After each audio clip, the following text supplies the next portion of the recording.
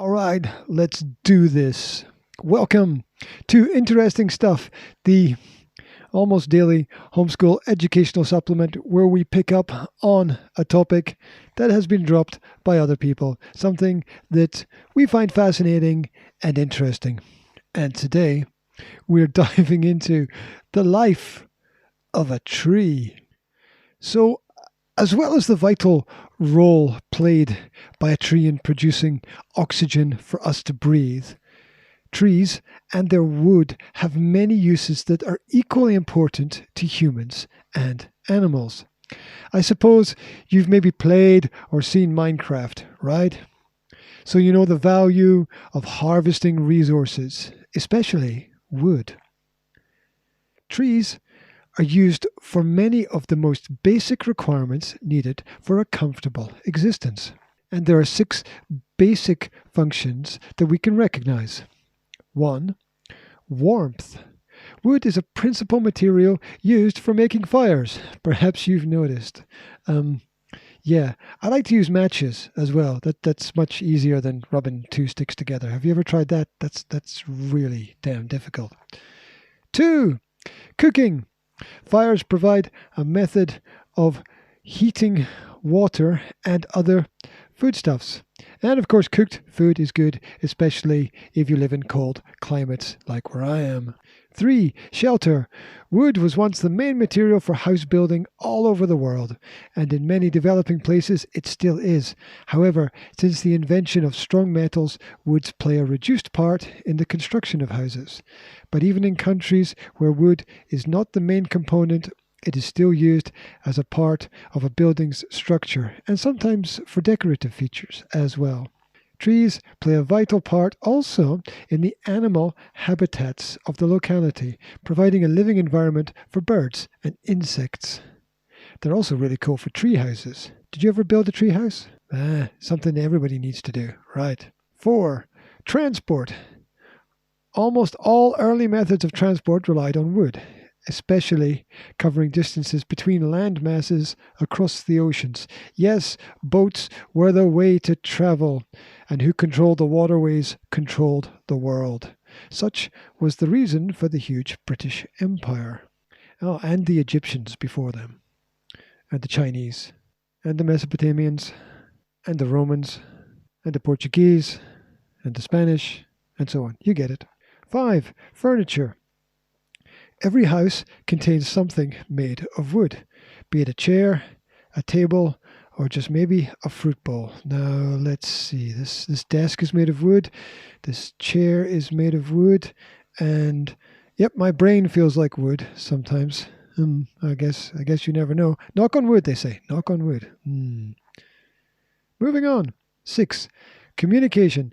The invention of the printing press in 1440 played an important part in enabling better communication around the world.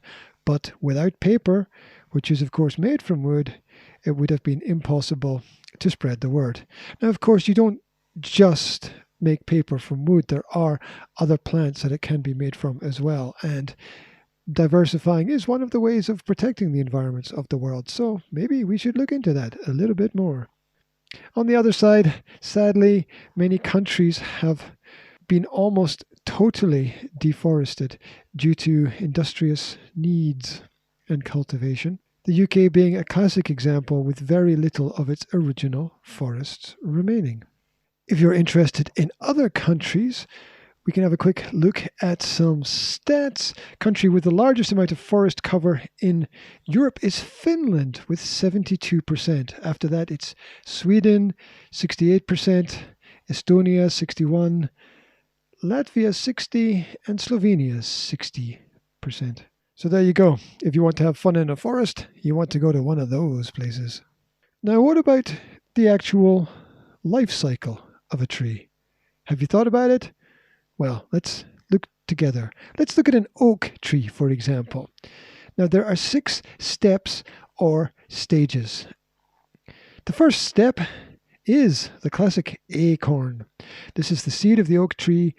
It falls from the tree, is scattered by animals, particularly squirrels, and acorns that the squirrels don't drop or don't get round to eating, well, they may germinate and produce a new tree. Step 2, the germination. If an acorn avoids being eaten or destroyed in some way, it will send down a root and become a seedling. In the right soil and with the right conditions, the root will have grown 5 inches within a month. Step 3, the sapling. From becoming a seedling, the green stem will harden and develop more woody features. Leaves appear and search for the light. Step 4, the maturation. If luck is on its side, the seedling will become a fully fledged oak tree and will flower. Oak trees can live as long as 500 years, and some slightly older. Step 5, the flowering. Oaks are not pollinated by insects, but by the wind carrying the pollen. The flowers are not especially colorful, but they do their duty. And let's not forget that the oak tree is a big, beautiful, classical specimen, and great for climbing as well. Step 6, the fruit. The fruit of the oak tree is its seed, the acorn. The tree will produce acorns when it is about 30 years old. And then, guess what? The whole process and cycle starts all over again.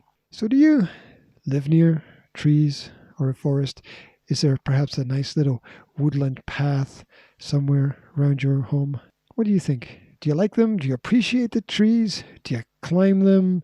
Do you play in them? Do you hide behind them? Do you hug them? There are some tribes even around the world that actually still live in trees. And that must be kind of cool, really. Different view on life, I suppose. Not so good if you have a little bit of a fear of heights, though, I imagine. I would feel a bit queasy looking down, that's for sure. But I guess those rope bridges between the trees would be cool. Anyway, look around. Show a tree some respect. And, just observe and be aware of the nature around about you through the changing seasons. Always try to take care of the flora and fauna.